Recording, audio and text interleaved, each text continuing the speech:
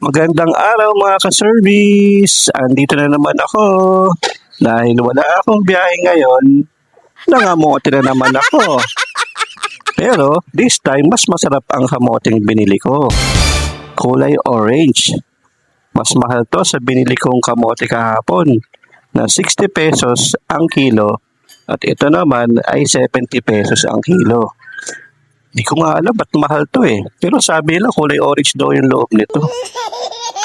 Ano ba kaibahan ng orange na kamote sa violet na kamote? I-check natin sa Google. Eto pala. Ang kaibahan ng kamoteng orange sa kamoteng violet. Okay, tikman na natin kung masarap. Check natin to. Malaki to ah. Oo nga. Orange nga. Sige, tignan natin ha. Kung talagang orange